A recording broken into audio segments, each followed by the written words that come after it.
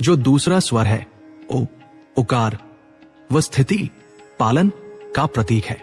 वह तुम हो विष्णु, वो यजुर्वेद है। और जो तीसरा स्वर है म, मकार, वो प्रलय, सहार का प्रतीक है। वह मेरा रुद्र रूप है, वो सामवेद है। और अंत में शिव जी ने बताया कि इन तीनों के ऊपर जो बिंदु और नाद ध्वनि है, वह साक्षात सदाशिव, वह तुरीय अवस्था है, जहां न सुख है न दुख, केवल परम आनंद है। इसलिए शिव जी ने आदेश दिया, जो भी मेरे पंचाक्षर मंत्र नमः शिवाय के साथ इस को जोड़कर नमः शिवाय षडाक्षर मंत्र का जाप करेगा, वो साक्षात मेरे हृदय में निवास करेगा। ये ज्ञान प्राप्त करके ब्रह्मा और विष्णु कृतार्थ हो गए। उन्होंने शिव जी से पूजा की विधि पूछी। प्रभु, साधारण मनुष्य जिनके पास धन नहीं होगा, जिनके पास वैदिक ज्ञान नहीं होगा, वे आपकी पूजा कैसे करेंगे? ये अग्नि स्तंभ तो दुर्लभ है। भगवान शिव ने जगत पर अपनी असीम करुणा बरसाते हुए कहा, मेरे प्रिय पुत्रों, मुझे प्रसन्न करने के लिए न स्वर्ण चाहिए, न महलों की आवश्यकता है। मैं तो भाव का भूखा हूं। जो भक्त नदी के किनारे की या किसी पवित्र स्थान की मिट्टी, वो क्ले ले आएगा और अपने हाथों से उस मिट्टी को आकार देकर पार्थिव शिवलिंग, मिट्टी का शिवलिंग बनाएगा, मैं उसी क्षण उस मिट्टी में प्राणवान होकर प्रतिष्ठित हो जाऊंगा। पार्थिव शिवलिंग, ये शब्द ऋषियों के कानों में अमृत की तरह घुला। सूत जी ने ऋषियों को समझाया कि शिव जी ने उस दिन स्पष्ट कर दिया था कि चाहे रत्न का शिवलिंग हो, सोने का हो या पारद का हो, इन सब में पार्थिव शिवलिंग, मिट्टी का शिवलिंग सर्वश्रेष्ठ है, क्योंकि यह भक्त के स्वयं के श्रम और प्रेम से बनता है। शिव जी ने विधि बताई, मिट्टी को शुद्ध जल से सानो, उसमें मेरा स्मरण करते हुए आकार दो, फिर उस पर जल, दूध और बेलपत्र चढ़ाओ। जो भक्त नित्य पार्थिव शिवलिंग बनाकर पूजा करता है और अंत में उसे जल में विसर्जित कर देता है, उसके हाथ की रेखाएं चाहे कितनी भी बुरी क्यों न हो, मैं उसका भाग्य बदल देता हूं। कल्पना कीजिए उस दृश्य की जो सूत जी ने ऋषियों के सामने खींचा। एक छोटा सा गांव है, एक अत्यंत निर्धन व्यक्ति है, जिसके पास न मंदिर जाने के लिए अच्छे वस्त्र है, न पूजा की थाली सजाने के लिए धन। समाज ने उसे ठुकरा दिया है, दुखों ने उसे घेर रखा है। वो व्यक्ति आंखों में आंसू लिए गांव के बाहर बहती हुई नदी के किनारे जाता है। वहां कोई आडंबर नहीं है, कोई पुजारी नहीं है, कोई मंत्रों का शोर नहीं है। वो झुकता है और नदी के किनारे की गीली मिट्टी को अपने कांपते हाथों में उठाता है। मिट्टी, वही मिट्टी जिसे लोग पैरों तले रौंदते हैं, वो उस मिट्टी को अपने हाथों से सहलाता है। उसके आंसुओं की 2 बूंदें उस मिट्टी में मिल जाती है। वह धीरे धीरे बड़े प्यार से उस मिट्टी को एक शिवलिंग का आकार देता है। न वह सुंदर है न सुडौल, वह टेढ़ा मेढ़ा है, लेकिन उसे बनाने वाले के हाथों में जो कंपन है वो प्रेम का है। जैसे ही वो उस मिट्टी के शिवलिंग पर नदी से एक लोटा जल चढ़ाता है और टूटे हुए शब्दों में कहता है, हे शिव, मैं अज्ञानी हूं, मेरे पास कुछ नहीं है, बस ये मिट्टी और मेरे आंसू स्वीकार करो। उसी क्षण, ठीक उसी क्षण कैलाश पर्वत पर बैठे महाकाल की समाधि टूट जाती है। सोने चांदी के महलों में बैठकर होने वाले यज्ञों को छोड़कर त्रिलोकीनाथ उस नदी किनारे की गीली मिट्टी में आकर बैठ जाते हैं। क्यों? क्योंकि शिव भाव। सूत जी की आवाज भर्रा गई। उन्होंने ऋषियों से कहा, मुनिवरों, उस मिट्टी के शिवलिंग में साक्षात शिव का हृदय धड़कता है। जब वह भक्त हर हर महादेव कहकर उस शिवलिंग को पूजता है तो शिव उसे वह दे देते हैं जो इंद्र को भी नसीब नहीं होता, परम शांति। यह है पार्थिव पूजा का जादू, यह है शिव की सरलता। यहां राजा और रंग का भेद मिट जाता है। जो झुककर मिट्टी उठा सकता है, शिव उसी के हो जाते हैं। ऋषियों की आंखों में भक्ति के अश्रु थे। उन्हें ऐसा लग रहा था मानो उन्होंने अभी अभी उस पार्थिव शिवलिंग का स्पर्श कर लिया हो। लेकिन सूत जी रुके नहीं।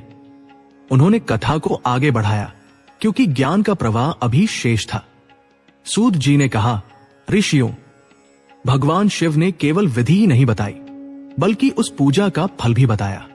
जो मनुष्य जीवन भर या किसी विशेष मास जैसे सावन में पार्थिव शिवलिंग का निर्माण और पूजन करता है, उसे धर्म, अर्थ, काम और मोक्ष चारों पुरुषार्थ सहज ही प्राप्त हो जाते हैं। शिव जी ने ब्रह्मा और विष्णु को बताया कि कलयुग में जब लोग मानसिक रूप से अशांत होंगे तब पार्थिव पूजा ही उन्हें डिप्रेशन, विषाद, भय और अकाल मृत्यु से बचाएगी। इसके बाद शिव जी ने वहां एक और महत्वपूर्ण घोषणा की। उन्होंने कहा, मेरी पूजा में 6 चीजें अनिवार्य होंगी। 1 भस्म पर रख, 2 रुद्राक्ष, 3 बिल्वपत्र, 4 जल, 5 चंदन और 6 अक्षत चावल। इनमें भी शिव जी ने जोर देकर कहा, जो भक्त अपने मस्तक पर त्रिपुंड भस्म की 3 रेखाएं धारण करेगा और गले में रुद्राक्ष पहनेगा, वो मुझे प्राणों से भी प्रिय होगा। ब्रह्मा जी, जो अभी अभी श्राप पाकर दुखी थे, उन्हें भी शिव जी ने सांत्वना दी। शिव जी ने कहा, ब्रह्मा, यद्यपि तुम्हारी पूजा नहीं होगी, लेकिन तुम यज्ञों के आचार्य रहोगे और ये विद्येश्वर संहिता जो इस संवाद को सुनेगा उसे तुम्हारे लोक की नहीं बल्कि मेरे शिवलोक की प्राप्ति होगी। फिर शिव जी ने अपने अंतर्धान होने से पहले ऋषियों और देवताओं को एक अंतिम चेतावनी और आशीर्वाद दिया। याद रखना, शिवलिंग केवल पत्थर या मिट्टी नहीं है, वो ब्रह्मांड की ऊर्जा का केंद्र, न्यूक्लियर रिएक्टर ऑफ स्पिरिचुअलिटी है। उसकी परिक्रमा कभी पूरी नहीं करनी चाहिए, अर्ध परिक्रमा, क्योंकि उसका जो सोमसूत्र जल निकासी का मार्ग, उसे लांघना वर्जित है। वो ऊर्जा की धारा है। सूत जी ने बताया कि भगवान शिव का ये विराट रूप धीरे धीरे पुनः उसी छोटे से शिवलिंग में समाहित हो गया। ब्रह्मा और विष्णु ने उस प्रथम शिवलिंग की विधिवत पूजा की। यही इतिहास का पहला शिवरात्रि पर्व था। हे ऋषियों, सूत जी ने उत्साह से कहा, यही कारण है कि आज भी हम शिवरात्रि मनाते हैं। ये वही रात थी जब निराकार ब्रह्मा ने साकार लिंग का रूप धारण किया था। लेकिन अभी एक रहस्य खुलना बाकी था। ऋषियों ने सुना था कि भस्म और रुद्राक्ष शिव को प्रिय है, लेकिन ये दोनों आखिर आए कहां से? सूत जी ने कहा, शिव ने पूजा सामग्री में रुद्राक्ष का नाम सबसे ऊपर लिया। जानते हो क्यों? क्योंकि रुद्राक्ष कोई साधारण फल नहीं है, ये महादेव का दर्द, ये उनकी करुणा है जो ठोस बनकर पेड़ पर उगाई। शौनक जी ने आश्चर्य से पूछा, महादेव का दर्द, क्या भगवान शिव को भी कभी पीड़ा हुई थी? क्या वे भी कभी रोए थे? और भस्म, श्मशान की राख उन्हें इतनी प्रिय क्यों है? सूत जी ने एक लंबी सांस ली और अपनी कथा को उस दिशा में मोड़ा जहां शिव का अघोर रूप सामने आने वाला था। सूत जी बोले, शौनक, एक समय ऐसा आया था जब शिव ने अपनी आंखें बंद की थी और जब खोली तो उनकी आंखों से पानी की कुछ बूंदें धरती पर गिरी थी। वे बूंदें जहां गिरी वहां एक चमत्कार हुआ। और रही बात भस्म की, तो भस्म तो शिव का वस्त्र है, वो नश्वरता की निशानी है। परंतु वो कौन सी घटना थी जिसने महादेव को रुला दिया? और कैसे एक राक्षस त्रिपुरासुर के कारण शिव को अपना रौद्र रूप दिखाना पड़ा, जिससे रुद्राक्ष की उत्पत्ति हुई? ये कथा अत्यंत रोमांचक है। वातावरण में एक नई उत्सुकता छा गई।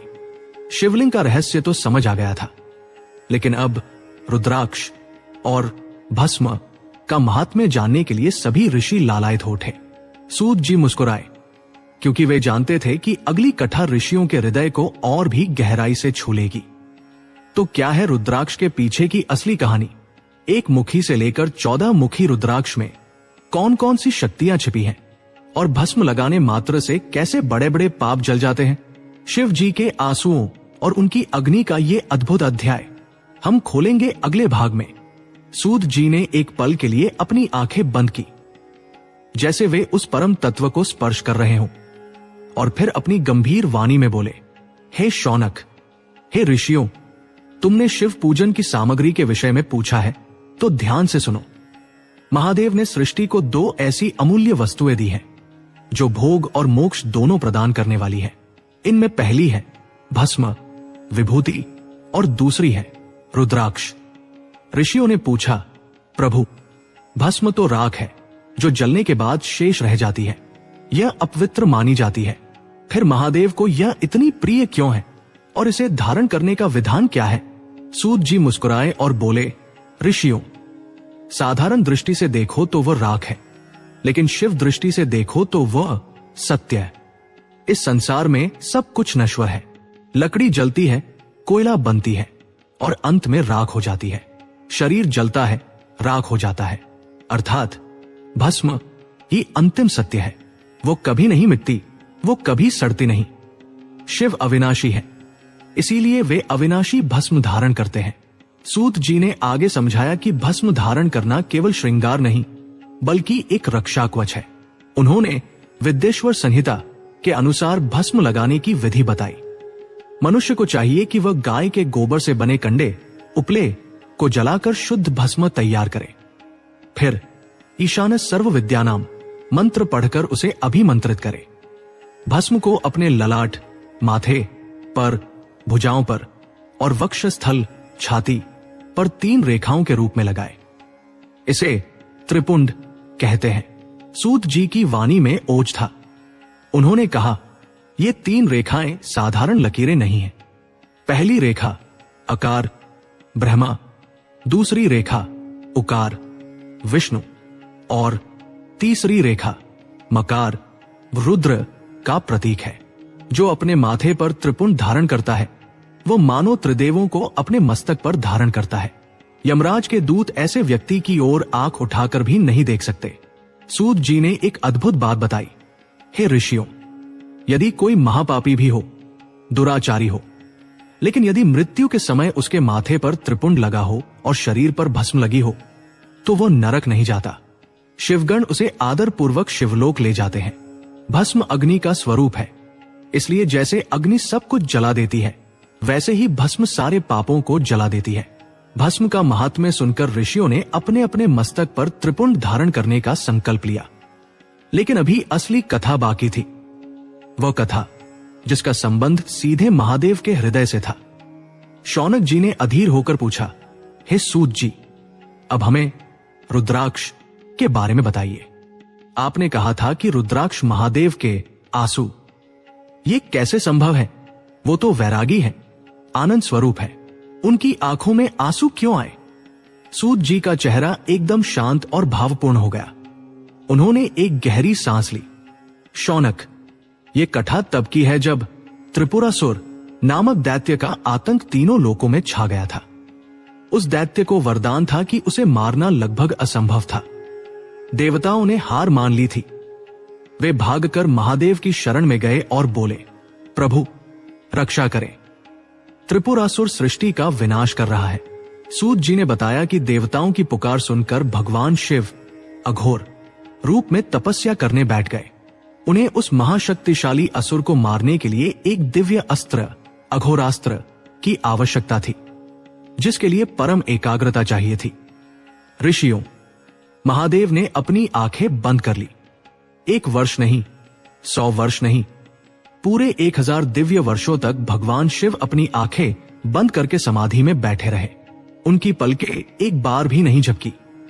उनका मन पूरी तरह से शांत था, लेकिन भीतर भीतर एक मंथन चल रहा था। पूरा ब्रह्मांड थम गया था। हवा रुक गई थी, समुद्र शांत हो गए थे। सभी देवता प्रतीक्षा कर रहे थे कि कब महादेव अपनी आंखें खोलेंगे।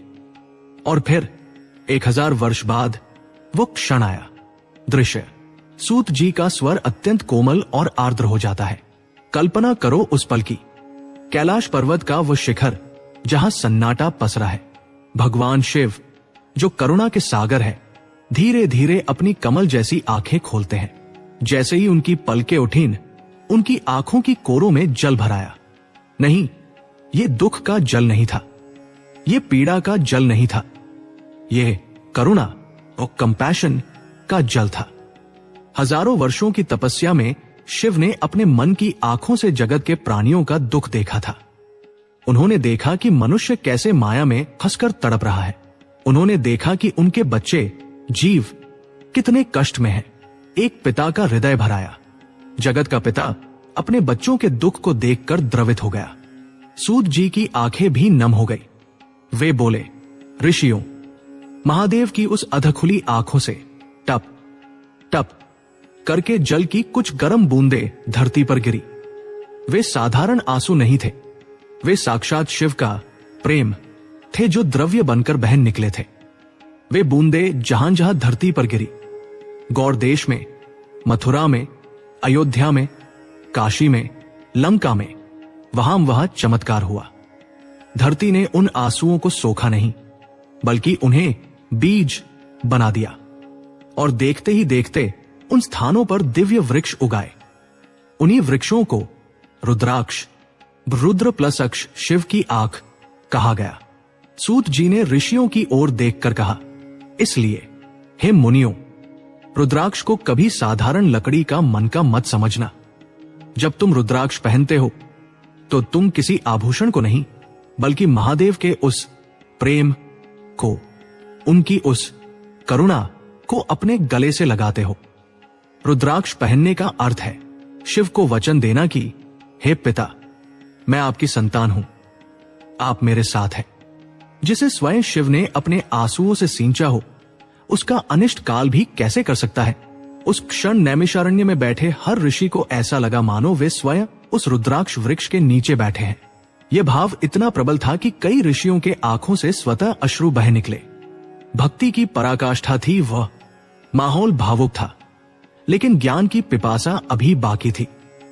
सूत जी ने पुनः कथा की गति बढ़ाई। उन्होंने बताया कि रुद्राक्ष केवल एक प्रकार का नहीं होता, बल्कि भेद के अनुसार ये 4 प्रकार का, श्वेत, रक्त, पीत, कृष्ण और मुख के अनुसार 14 प्रकार का होता है। सूत जी बोले, ध्यान से सुनो ऋषियों, किस रुद्राक्ष में कौन से देवता का वास है और उसे पहनने से क्या फल मिलता है, यह विद्येश्वर संहिता का सार है। सूत जी ने एक एक करके रुद्राक्षों का वर्णन शुरू किया। एक मुखी रुद्राक्ष, एक मुखी, यह साक्षात शिव का स्वरूप है। यह अत्यंत दुर्लभ है। यह भोग और मोक्ष दोनों देने वाला है।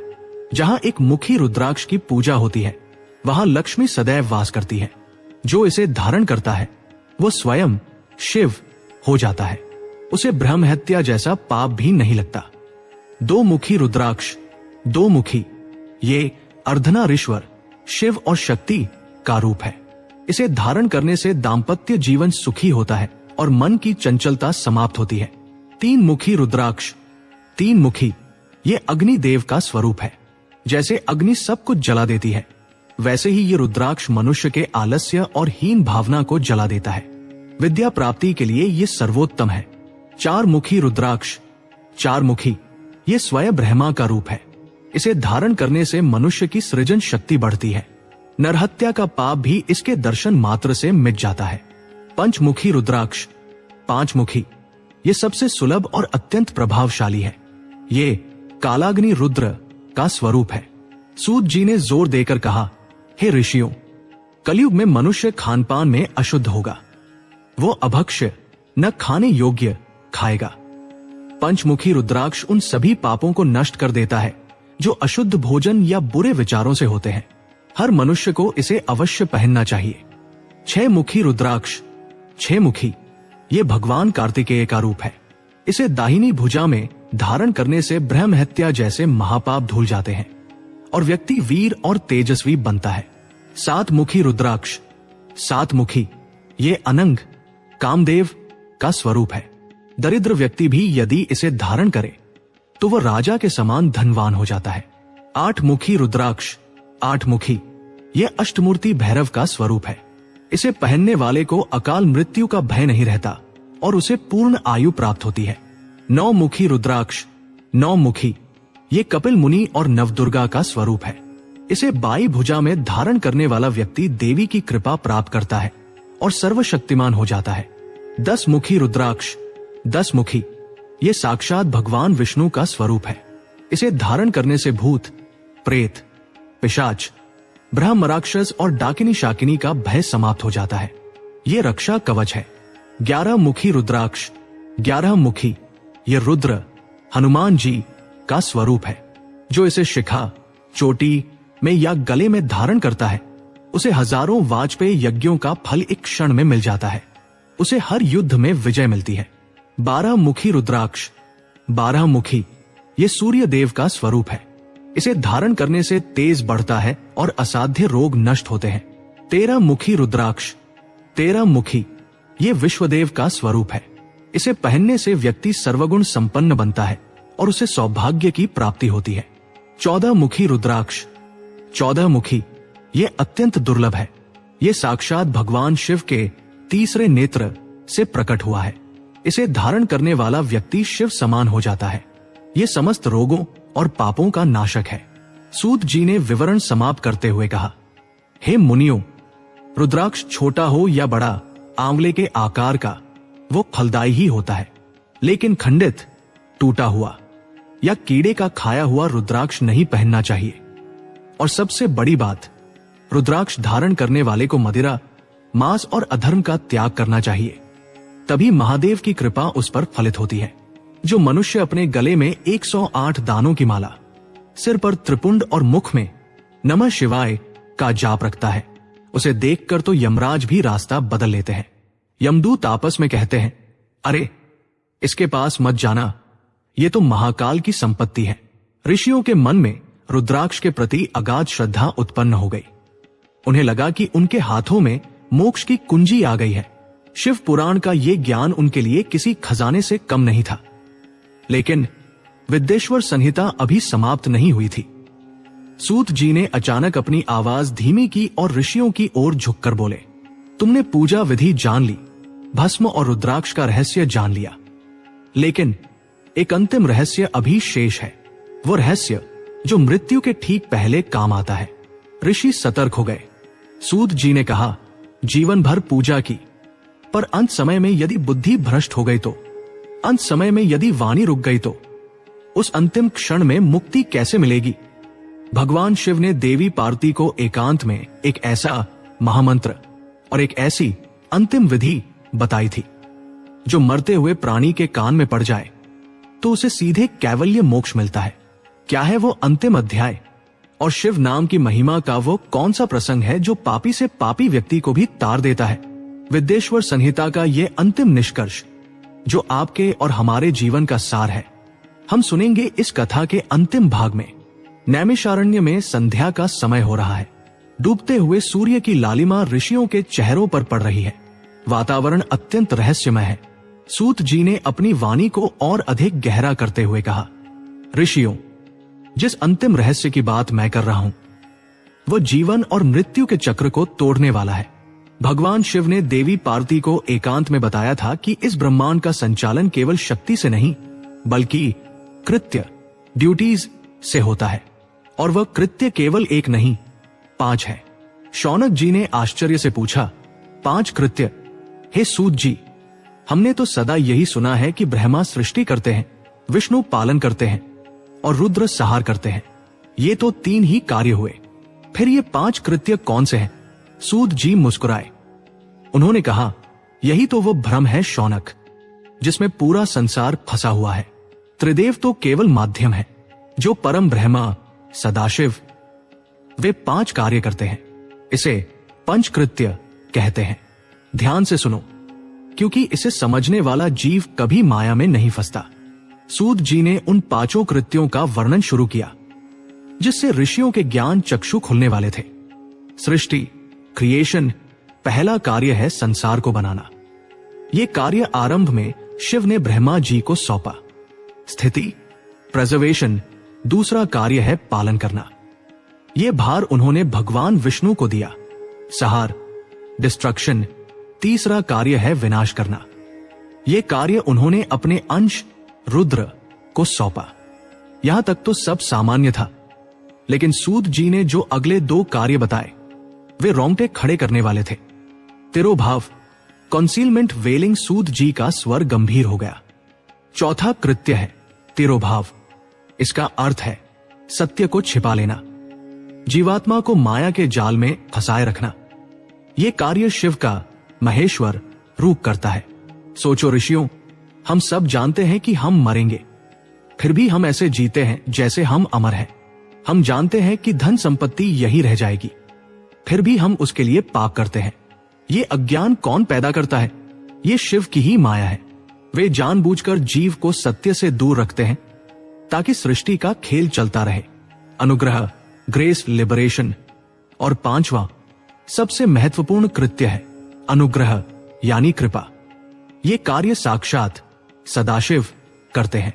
जब जीव माया में तड़प कर थक जाता है और शिव शिव पुकारता है, तब सदाशिव उस पर अनुग्रह करते हैं। वे अज्ञान का पर्दा हटा देते हैं और उसे मोक्ष प्रदान करते हैं। सूत जी ने समझाया कि ये पांचों कृत्य सृष्टि, स्थिति, संहार, तिरोभाव, अनुग्रह निरंतर चलते रहते हैं, हमारे शरीर में भी और ब्रह्मांड में भी। इसके बाद सूत जी ने वह महामंत्र बताया जो इन पांचों कृत्यों को नियंत्रित करता है। सूत जी बोले, हे मुनियों, इन पांच कृत्यों के स्वामी भगवान शिव है और उनका वाचक मंत्र है पंचाक्षर मंत्र नमः शिवाय। न शी वा य। ये पांच अक्षर केवल शब्द नहीं है, ये साक्षात पंचतत्व और पंचकृत्य है। सूत जी ने इस मंत्र की वैज्ञानिक और आध्यात्मिक गहराई में उतरते हुए कहा, जब कोई भक्त नमः शिवाय का जाप करता है तो वो केवल एक नाम नहीं ले रहा होता, वह ब्रह्मांड की उस लय रिदम के साथ जुड़ जाता है। नमः शिवाय का जाप मनुष्य के भीतर के पंचभूतों पृथ्वी, जल, अग्नि, वायु, आकाश को शुद्ध कर देता है। फिर सूत जी ने वो प्रसंग सुनाया जो हर पापी के लिए आशा की किरण है। ऋषियों, भगवान शिव ने कहा है, यदि कोई मनुष्य जीवन भर दुराचारी रहा हो, उसने वेदों की निंदा की हो, चोरी की हो, पराई स्त्री पर कुदृष्टि डाली हो, परंतु यदि मृत्यु के अंतिम क्षण में जब उसके प्राण कंठ में अटक रहे हों, यदि कोई उसके कान में मेरा तारक मंत्र या शिव नाम सुना दे तो मैं स्वयं वहां उपस्थित हो जाता हूं। सूत जी ने काशी, वाराणसी का उदाहरण दिया। यही कारण है कि काशी में मरने वाला जीव मुक्त हो जाता है, क्योंकि मान्यता है कि काशी में जब प्राण निकलते हैं तो स्वयं विश्वनाथ उस जीवात्मा के कान में वो मंत्र फूंकते हैं जो उसे सीधे शिवलोक ले जाता है। वहां यमराज का बही खाता काम नहीं करता, वहां केवल महाकाल का आदेश चलता है।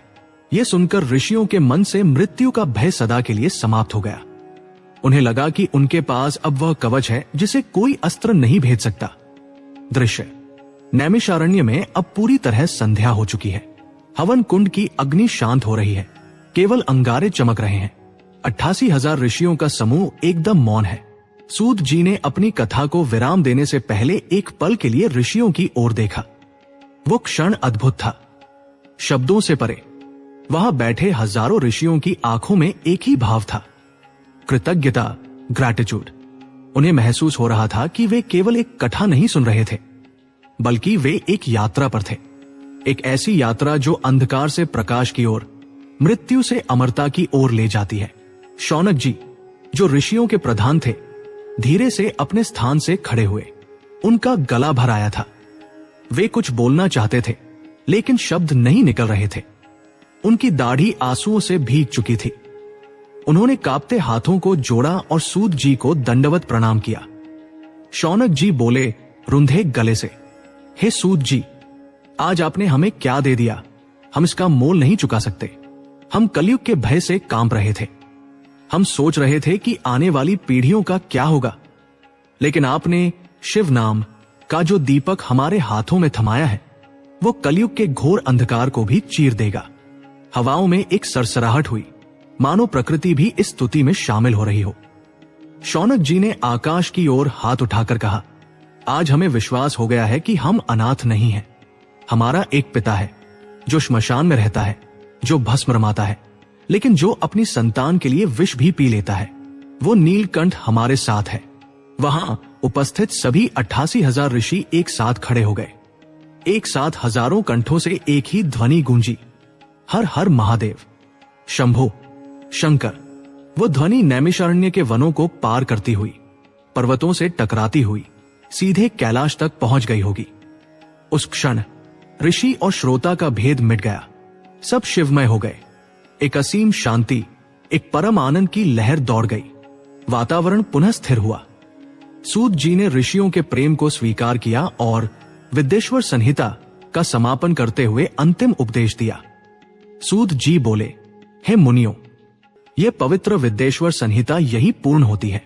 इसमें आपने जाना कि शिवलिंग कैसे प्रकट हुआ, अग्नि स्तंभ, ब्रह्मा और विष्णु का विवाद कैसे शांत हुआ, लिंग पूजा और मूर्ति पूजा का भेद क्या है, पार्थिव शिवलिंग, भस्म और रुद्राक्ष का क्या महत्व है, और अंत में शिव नाम की महिमा और पंचकृत्य क्या है।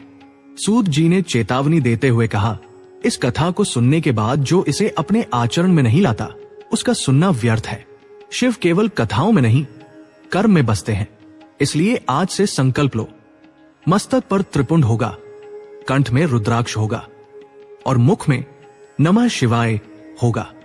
याद रखना, सूत जी ने अंत में कहा, यह तो केवल आरंभ है। शिव पुराण एक महासागर है। अभी तो हमने केवल तट को स्पर्श किया है। आगे की संहिताओं में सती का जन्म, शिवस्ती विवाह, दक्ष यज्ञ का विध्वंस और मां पार्वती की तपस्या की ऐसी कथाएं हैं जो पत्थर को भी मोम बना दे। वह रुद्र संहिता है जिसका वर्णन मैं भविष्य में करूंगा। सूत जी ने व्यास गद्दी से उठकर पूरब दिशा की ओर, जहां कैलाश पर्वत है, हाथ जोड़े। ऋषियों ने भी उनका अनुसरण किया। हे विश्वनाथ, हे काशिप्ती, हे मृत्युंजय, हमारे इस कथा यज्ञ को स्वीकार करें। यदि हमसे कोई त्रुटि हुई हो, कोई अशुद्ध उच्चारण हुआ हो, तो अबोध बालक जानकर हमें क्षमा करें। आप ही हमारे आदि हैं और आप ही हमारे अंत हैं। सभी ऋषियों ने पुष्प वर्षा की। आकाश से देवताओं ने दुंदुभी बजाई। बोलिए उमापति महादेव की जय, सदाशिव भगवान की जय। इस जयकारे के साथ ही नैमिषारण्य के इस पवित्र सत्र का और विद्येश्वर संहिता का विधिवत समापन हुआ। तो दोस्तों, ये थी ज्ञान से भरी विद्येश्वर संहिता। लेकिन शिवपुराण का सबसे रोमांचक अध्याय अभी बाकी है, रुद्र संहिता, जो हम शिवपुराण भाग 2 में हम देखेंगे। भगवान शिव और माता सती की अद्भुत प्रेम कथा। आखिर वो कौन सी घटना थी जिसने वैरागी शिव को गृहस्थ बना दिया, और कैसे शिव का क्रोध तीनों लोकों के विनाश का कारण बना। ये सब हम जानेंगे अगले भाग में। जुड़े रहें हमारे साथ। ये कथा आपको कैसी लगी, कमेंट करके जरूर बताएं। वीडियो अच्छा लगा हो तो लाइक करें और कमेंट में हर हर महादेव लिखें। चैनल को सब्सक्राइब करना न भूलें। धन्यवाद।